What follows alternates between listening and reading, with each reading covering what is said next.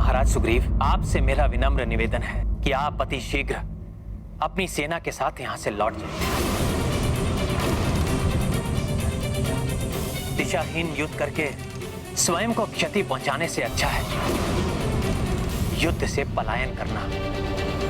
महाराज सुग्रीव,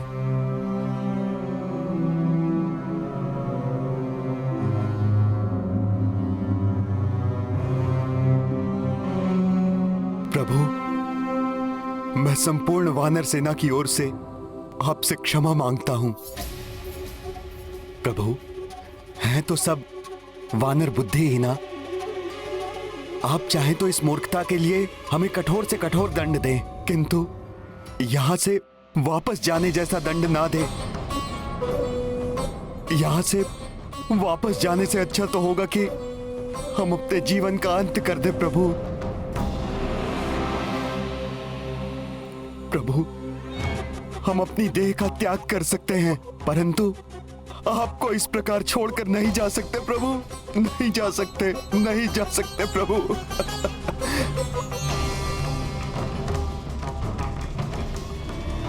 प्रभु, वानर स्वभाव चंचल होता है, इसलिए भूल हो गई इनसे।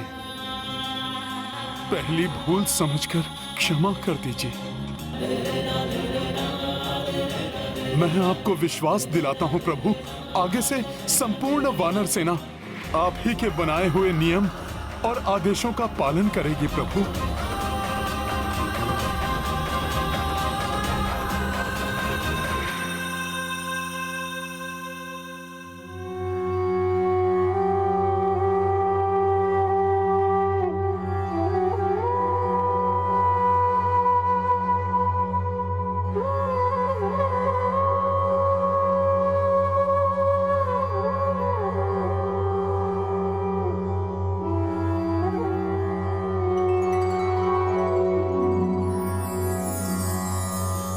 राम आप दया के हैं सागर, हम मूढ़ बुद्धि सब भालो वानर।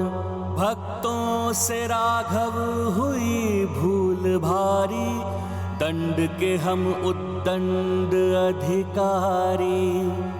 किंतु न ऐसा क्षमाशील कोई, करुणा करा पंकज पद के सोई। करबद्ध हम हैं क्षमा दो कृपाला, हे दीन बंधु दीन दयाला। श्री राम जय राम भज मन, जय नाथ निर्गुण पाप निकंदन।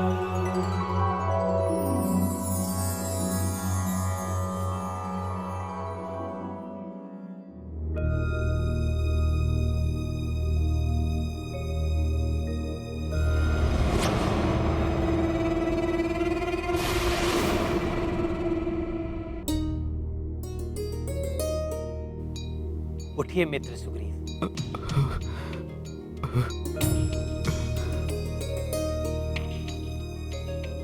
आप सबको प्रतीत हो रहा होगा कि मैं कुछ अधिक ही कठोर हो गया हूं। इस युद्ध को विजित करने के लिए और अपने सैनिकों के जीवन को अनावश्यक हानि से बचाने के लिए हमें कठोर नियमों एवं अनुशासन का पालन करना आवश्यक है।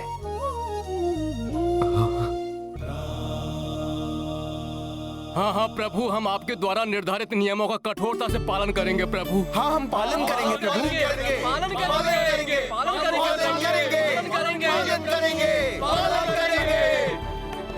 उचित है। तो अब हमें कल होने वाले युद्ध के लिए नियम एवं रणनीति का निर्धारण कर लेना चाहिए। श्री रामचंद्र की जय, श्री रामचंद्र की जय, जय श्री राम, जय श्री राम। विभीषण जी, आप तो रावण के बारे में सब जानते हैं, आप ही बताइए सर्वप्रथम वो क्या करेगा, कौन होगा उसका प्रथम लक्ष्य?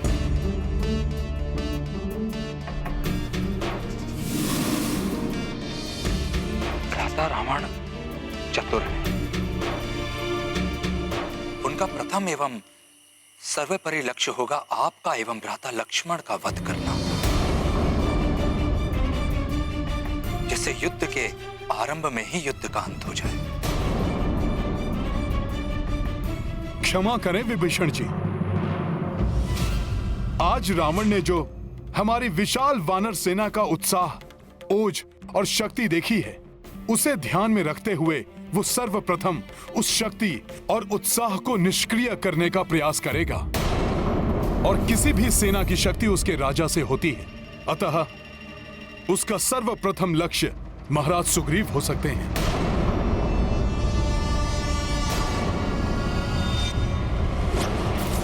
सुग्रीव ही होगा हमारा प्रथम लक्ष्य।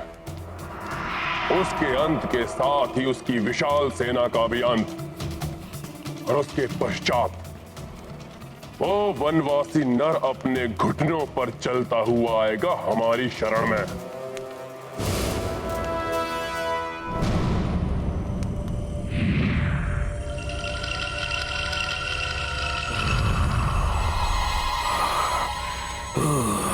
दे दो जीवा।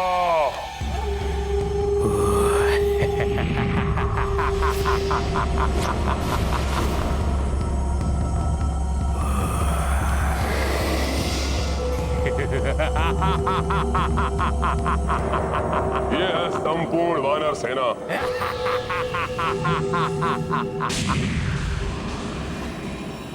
आप चिंतित ना हो महाबली, मैं स्वयं जाऊंगा उस सुग्रीव का अंत करने।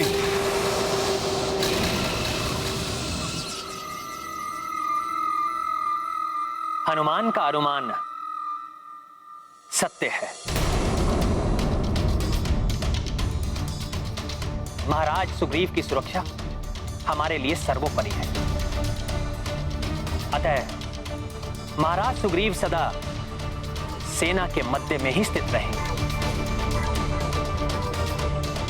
और उनके निकट हमारे महाबली योद्धा विभिन्न सुरक्षा पंक्तियां बनाकर इन्हें चारों ओर से घेरे रहेंगे। नहीं प्रास्त, तुम नहीं, हमारे रक्ष योद्धाओं में अनेक तरुण योद्धा है, जिनमें से एक है महाविनाशक योद्धा अग्निकेतु, जो क्षण भर में अपने रसायन से जलाकर किसी को भी भस्म कर सकता है।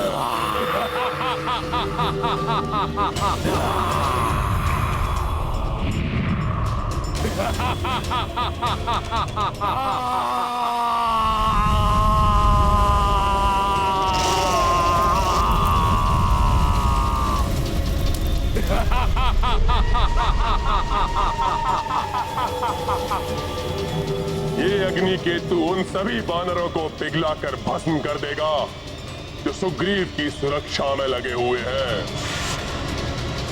मैं स्वयं महाराज सुग्रीव की सुरक्षा में रहूंगा और मेरे साथ लक्ष्मण भी रहेंगे। हम महाराज की निकटतम पंक्ति में रहेंगे।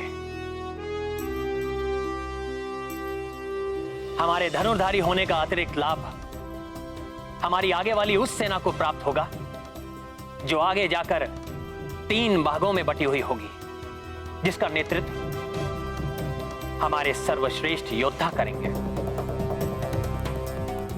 तो ठीक है, प्रभु श्री राम की सामने वाली पंक्ति का नेतृत्व मामा श्री जामवंत और युवराज अंगद करेंगे और उनके सामने आने वाले शत्रु को ढेर करने के लिए आगे होंगे महाबली नल, नील और सुषेण जी, और उनके पीछे दूसरी पंक्ति में गवई, गवाक्ष और गंधमादन। किंतु स्मरण रहे, भ्राता रावण आकाश एवं पाताल से भी आक्रमण करने की क्षमता रखते हैं। यदि प्रभु का आदेश हो तो मैं किसी ऐसे उच्च शिखर पर स्थिर रहूंगा जहां से दोनों ओर होने वाली गतिविधियों पर दृष्टि रख सकूं। भ्राता रावण क्रूर है, वो बर्बर एवं महाविनाशकारी आक्रमण करके महाराज सुग्रीव को क्षति पहुंचा सकते हैं। सत्य कहा आपने महाराज विभीषण, किंतु हनुमान रावण के किसी भी बर्बर आक्रमण को सफल नहीं होने देगा।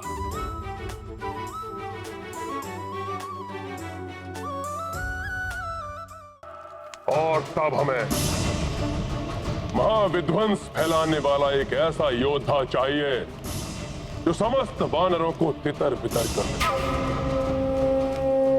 इससे सुग्रीव के वध का मार्ग सुगम में हो जाए।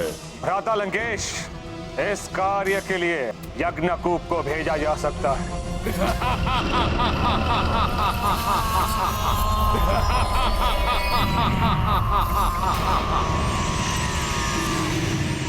यज्ञकूप के भीषण चिंगाड़ के उठने वाली तरंगे इतनी घातक हैं कि निकट में खड़े हुए बड़े से बड़े योद्धा के कण फट जाते हैं।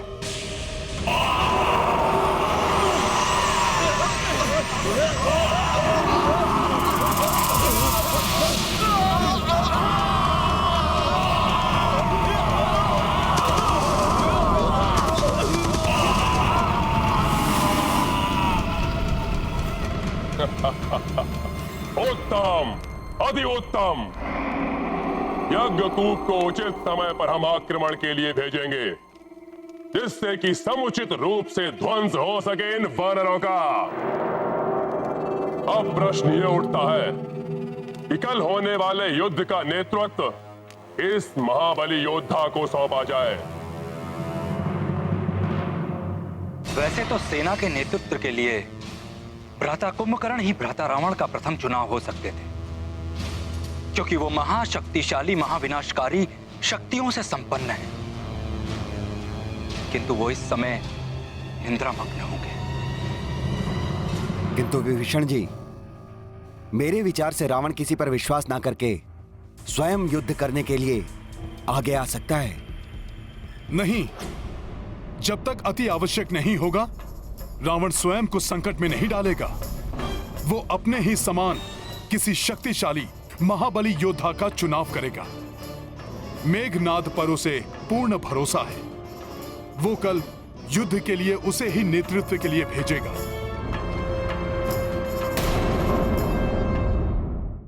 मेरे प्रिय पुत्र मेघनाद, कल युद्ध में सेना का नेतृत्व तुम करोगे। शत्रु सेना का नाश करके लंका की धूल में मिला दो उन तुच्छ वानरों और उस वनवासी नर को। आपकी आज्ञा शिरोधार्य है पिताश्री। मैं आपको निराश नहीं करूंगा।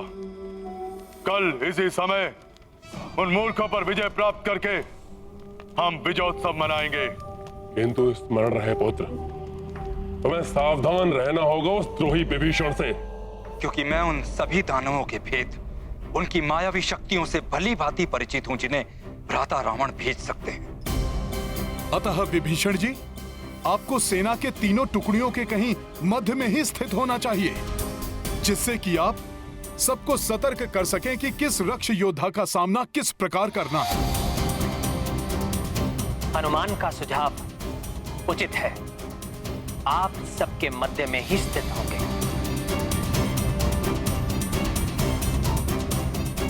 सत्य है पिताश्री।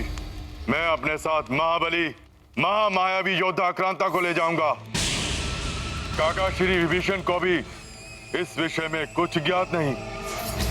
मुझे भी कुछ ज्ञात नहीं है आक्रांता के बारे में युवराज, क्योंकि वो पाताल लोक में भी गुप्त रूप से ही निवास करता है। वो एक महाविनाशक राक्षस है।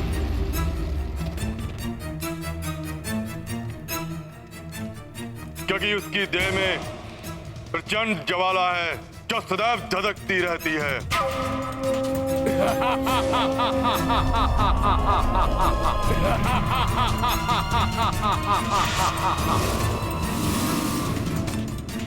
वह अपनी इच्छानुसार अपनी देह से कहीं भी संहारकारी विस्फोट करने की शक्ति रखता है।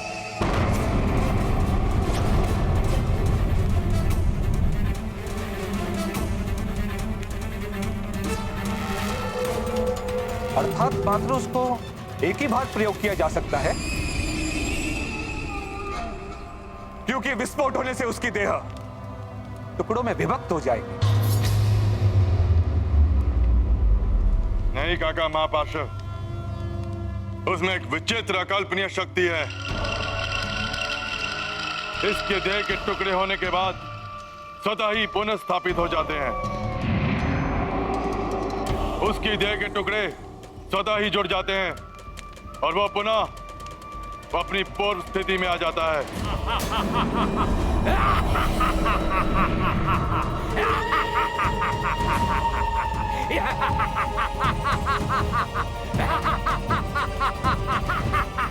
हाँ पिताश्री, कल के युद्ध में आक्रांता ही मेरा प्रमुख शस्त्र होगा। तो कल प्रातःकाल सूर्योदय के साथ ही उन वानरों के जीवन की उल्टी गणना आरंभ हो जाएगी। कल ही समाप्त कर देंगे हम उन तुच्छ वानरों को।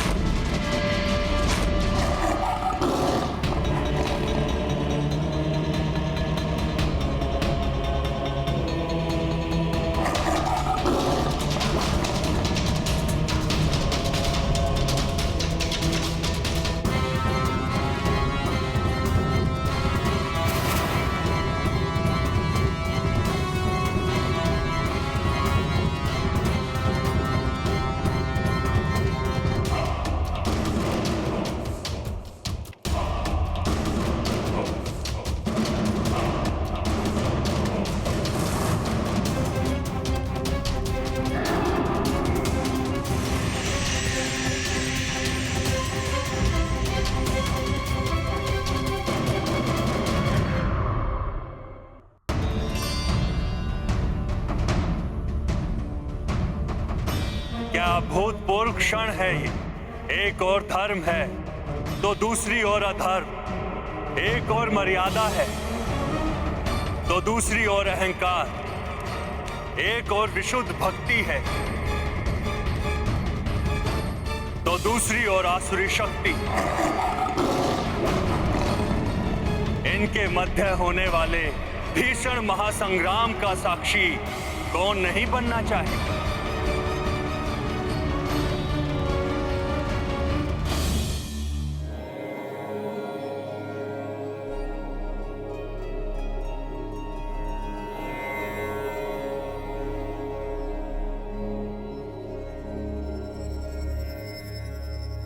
क्या सोच रही हैं देवेश्वरी कि सदैव ध्यान योग में लीन रहने वाले महायोगी भी अपना ध्यान छोड़कर इस महासंग्राम को इतनी रुचि से क्यों देख रहे हैं? ये कोई साधारण संग्राम नहीं है देवेश्वरी।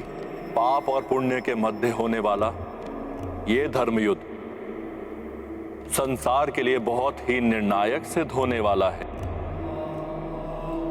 देखिए ना,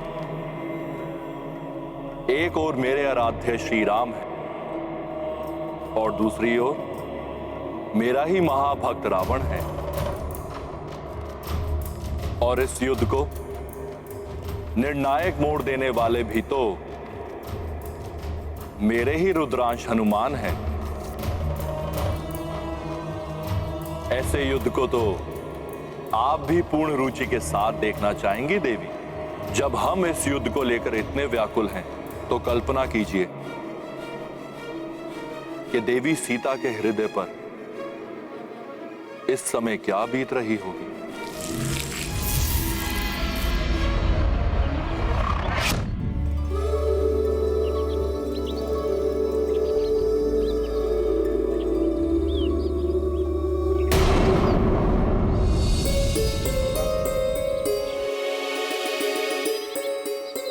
मेरा मन भी उद्विग्न है अमला।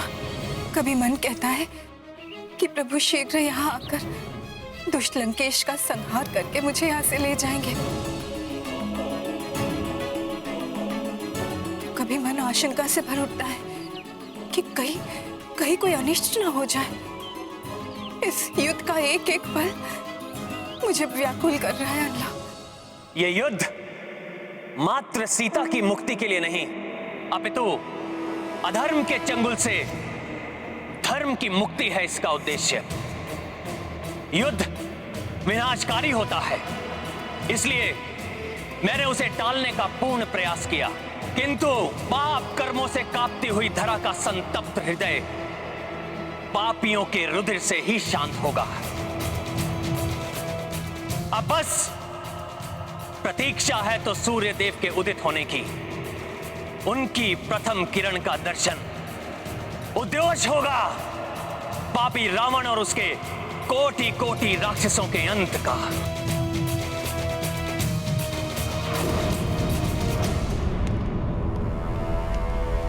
आज के सूर्य से उदित होने वाली प्रथम किरण कहीं मेरे हृदय को अंधकार से न भर दे।